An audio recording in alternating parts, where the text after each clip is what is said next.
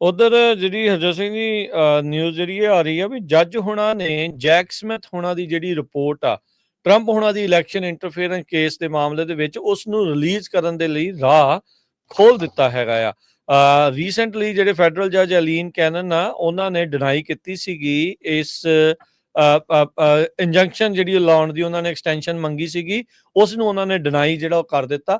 ਸੋ ਇਸ ਦੇ ਨਾਲ ਜਿਹੜੇ ਜਸਟਿਸ ਡਿਪਾਰਟਮੈਂਟ ਆ ਉਹ ਹੁਣ ਜਿਹੜੇ ਜੈਕ ਸਮਿਥ ਹੋਣਾ ਦੀ ਪ੍ਰੈਜ਼ੀਡੈਂਟ ਟਰੰਪ ਹੋਣਾ ਦੇ ਜਿਹੜੀਆਂ ਕੋਸ਼ਿਸ਼ਾਂ ਸੀਗੀਆਂ 2020 ਦੀ ਆਪਣੀ ਹਾਰ ਨੂੰ ਓਵਰਟਰਨ ਕਰਨ ਦੇ ਲਈ ਉਸ ਜਿਹੜੀ ਰਿਪੋਰਟ ਆ ਕਹਿੰਦੇ ਵੀ ਹੁਣ ਜਨਤਕ ਜਿਹੜੀ ਉਹ ਕੀਤੀ ਜਾ ਸਕਦੀ ਆ। ਇਹ ਹੁਣ ਦੇਖਣ ਵਾਲੀ ਗੱਲ ਹੋਊਗੀ ਵੀ ਜਸਟਿਸ ਡਿਪਾਰਟਮੈਂਟ ਇਵੈਂਚੁਅਲੀ ਇਸ ਨੂੰ ਕਦੋਂ ਜਿਹੜਾ ਆ ਉਹ ਜਨਤਕ ਕਰਦਾ ਆ। ਇਹ ਵੀ ਦੱਸ ਜਾਈਏ ਵੀ ਜਸਟਿਸ ਡਿਪਾਰਟਮੈਂਟ ਅਜੇ ਇੱਕ ਹੋਰ ਮੋਸ਼ਨ ਜਿਹੜਾ 11th ਸਰਕਟ ਦੇ ਵਿੱਚ ਚੱਲ ਰਿਹਾ ਆ ਉਸ ਮੋਸ਼ਨ ਜਿਹੜਾ ਪੈਂਡਿੰਗ ਪਿਆ ਹੈਗਾ ਆ 6 ਜਨਵਰੀ ਬਾਬਤ ਜਿਹੜੀ ਰਿਪੋਰਟ ਆ ਉਸ ਨੂੰ ਪੇਸ਼ ਜਿਹੜਾ ਉਹ ਕਰਨ ਦੇ ਲਈ ਸ਼ੁੱਕਰਵਾਰ ਨੂੰ ਜੈਕ ਸਮਿਥ ਹੋਣਾ ਨੇ ਆਪਣੇ ਅਹੁਦੇ ਤੋਂ ਰਿਜ਼ਾਈਨ ਜਿਹੜਾ ਉਹ ਦੇ ਦਿੱਤਾ ਸੀਗਾ। ਅਟਾਰਨੀ ਜਨਰਲ ਜਿਹੜੇ ਆ ਮੈਰਿਕ ਗਾਰਲੈਂਡ ਆ ਉਹਨਾਂ ਨੇ ਕਾਂਗਰਸ ਨੂੰ ਦੱਸਿਆ ਸੀਗਾ ਵੀ ਉਹ ਇਹ ਰਿਪੋਰਟ ਦਾ ਜਿਹੜਾ ਵੋਲਿਊਮ ਆ ਉਹ ਰਿਲੀਜ਼ ਕਰਨਗੇ ਜਦੋਂ ਲੀਗਲੀ ਉਹਨਾਂ ਨੂੰ ਅਲਾਓ ਕੀਤਾ ਜਾਵੇਗਾ, ਯਾਨੀ ਕਿ ਅਦਾਲਤਾਂ ਜਦੋਂ ਹਰੀ ਝੰਡੀ ਦੇ ਦੇਣਗੀਆਂ। ਉਧਰ ਖਬਰ ਆ ਰਹੀ ਆ ਯੂਕਰੇਨ ਦੇ ਵਿੱਚ ਨਾਰਥ ਕੋਰੀਆ ਦੇ ਜਿਹੜੇ ਫੌਜੀ ਉਹ ਫੜੇ ਗਏ ਨੇ।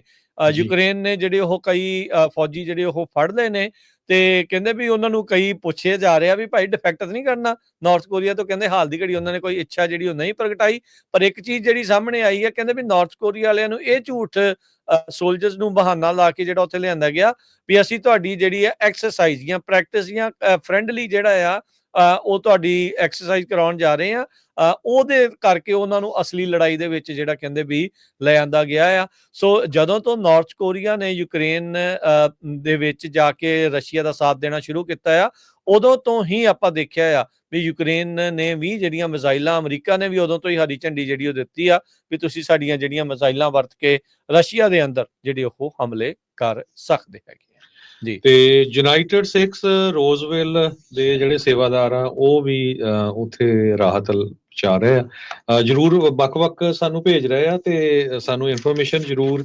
408 272 5200 ਤੇ ਕਾਲ ਕਰਕੇ ਦੱਸ ਦਿਓ ਤੇ ਸਾਰਿਆਂ ਦਾ ਬਹੁਤ-ਬਹੁਤ ਧੰਨਵਾਦ ਹੋਊਗਾ। ਤੇ ਜਾਂਦੇ ਜਾਂਦੇ ਇੱਕ ਵਾਰੀ ਰਾਜਕਰਮਵੀਰ ਸਿੰਘ ਜੀ ਸਾਰਿਆਂ ਨੂੰ ਜਿੰਨੇ ਵੀ ਸਾਡੇ ਸਰੋਤੇ ਆ ਲੋਹੜੀ ਦੀਆਂ ਬਹੁਤ-ਬਹੁਤ ਮੁਬਾਰਕਾਂ। ਸੋ ਜਸਵੀਰ ਸਿੰਘ ਜਿਹੜੇ ਰੋਜ਼ਵੈਲ ਤੋਂ ਹੀ ਆ ਜਿਹੜੇ ਸਬਜ਼ੀਆਂ ਦਾ ਵੀ ਕੰਮ ਕਰਦੇ ਉਹਨਾਂ ਨੇ ਵੀ ਅੱਜ ਆਪਣਾ ਜਿਹੜਾ ਉੱਥੇ ਰਾਹਤ ਦੇ ਲਈ ਜਿਹੜਾ ਉਹ ਟਰੱਕ ਲੈ ਕੇ ਜਿਹੜਾ ਉਹ ਜਾਣਾ ਸੀ। ਮੈਨੂੰ ਲੱਗਦਾ ਆਪਣੇ ਨਾਲ ਜੁੜੇ ਵੀ ਆਪਾਂ ਉਹਨਾਂ ਦੀ ਗੱਲ ਸੁਣ ਕੇ ਤੇ ਫਿਰ ਸਮਾਪਤ ਕਰਦੇ। ਹਾਂਜੀ ਜਸਵੀਰ ਜੀ ਸਤਿ ਸ਼੍ਰੀ ਅਕਾਲ। ਹਾਂਜੀ ਦੋਵਾਂ ਭਰਾਵਾਂ ਨੂੰ ਵਾਹਿਗੁਰੂ ਜੀ ਕਾ ਖਾਲਸਾ ਵਾਹਿਗੁਰੂ ਜੀ ਕੀ ਫਤਿਹ। ਅੱਜ ਮੈਂ ਲੈ ਕੇ ਜਾ ਰਿਹਾ ਉੱਥੇ ਯੂਨਾਈਟਿਡ ਸਿੱਖ ਲਈ ਨਾ ਪਹਿਲੇ। ਠੀਕ ਹੈ ਜੀ, ਤੁਸੀਂ ਤੁਰ ਪਏ ਆ ਜਾਂ ਚੱਲਣਾ ਜੇ? ਮੈਂ ਤੁਰਨਾ ਜੀ, ਮੈਂ ਇੱਥੇ ਰੀਲ ਗੁਰਦੁਆਰੇ ਥੋੜਾ ਸਮਾਨ ਲੋਡ ਕਰਨਾ। ਠੀਕ ਹੈ ਜੀ, ਉੱਥੋਂ ਜਾ ਕੇ ਤੁਰ ਪੈਣਾ। ਤੁਸੀਂ ਰਸਤੇ 'ਚ ਹੋਰ ਵੀ ਕਿਸੇ ਗੁਰੂ ਘਰ ਰੁਕਣਾ ਆ ਜਾਂ ਫੁੱਲ ਹੋ ਚੁੱਕਾ ਹੈ? ਕੁਛ ਮੇਰੇ ਕੋਲ ਆਪਦਾ ਤੇ ਕੁਛ ਗੁਰੂ ਘਰ ਦਾ ਆ। ਠੀਕ ਹੈ ਜੀ, ਪਰ ਹੁਣ ਜਿਹੜਾ ਨੈਕਸਟ ਹੋਣਾ ਜੇ ਹੋਰ ਵੀ ਕਿਸੇ ਦੇ ਹਾਂਜੀ ਰੀਓ ਲਿੰਡਾ ਗੁਰਦੁਆਰਾ